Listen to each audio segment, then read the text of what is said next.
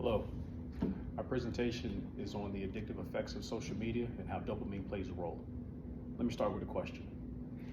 Have you ever been scrolling through your phone, maybe an hour, maybe more, and then you soon realize that you lost track of time? That's because social media is designed to hook us by manipulating our brain's reward system, specifically dopamine, which is the chemical that makes us feel good. Today, I will explain how social media platforms activate the brain's reward system and why this can lead to addictive behaviors and negative emotional impacts. According to research from Bruce Goldman at Stanford Medicine, the dopamine release triggered by social media is similar to addictive substances like alcohol and heroin. I'll also reference a study from the University of Pennsylvania, which found a direct link between excessive social media use and increased loneliness and anxiety. Social media's addictive qualities make it important for us to understand the emotional and psychological consequences. So we know that social media triggers the brain's reward system. Let's explore why it's so addictive. So what is dopamine and how does it work? Dopamine is a neurotransmitter that plays a major role in our brain's reward center. It's released when we experience something pleasurable, like eating chocolate, or exercising, or receiving praise. And social media exploits this by providing instant gratification through likes, through comments, and through notifications. Bruce Goldman further explains that social media platforms are designed to release large amounts of dopamine, which makes them just as addictive as substances, as we said before, alcohol and heroin. The feeling of pleasure encourages us to keep returning to social media, seeking more of those feel-good hits. The addictive nature of social media is largely driven by unpredictability and personalized content. Social media algorithms are designed to keep you engaged by feeding you content based on your preferences.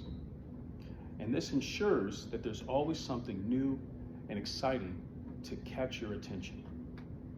Dr. Sperling from McLean Hospital explains that the unpredictability of rewards on social media is similar to the randomness of a slot machine, and it keeps users coming back for more. This constant cycle of engagement can be emotionally draining, but the dopamine rush keeps users like you and I hooked. For an example, Facebook's endless scrolling, Instagram's likes, TikTok's the For You page, all unpredictable rewards that trigger dopamine. This feeds into the cycle of checking for updates and notifications and making it difficult for users to stop. While social media provides dopamine-driven pleasure, it can also lead to negative emotional states. After a period of heavy use, users can experience a dopamine deficit state where the brain feels depleted and anxious. A study from the University of Pennsylvania found that high use of Facebook, Snapchat, and Instagram, all owned by the same company, was linked to increased loneliness and feelings of inadequacy. In fact, reducing social media use has been shown to improve overall well-being, reducing feelings of anxiety, depression, and loneliness. Social media fosters a sense of insecurity and a fear of missing out, FOMO as we know it to be, as users compare their lives to the idealized portrayals that they see online. This constant comparison can lead to depression and anxiety. Cyberbullying is another significant issue.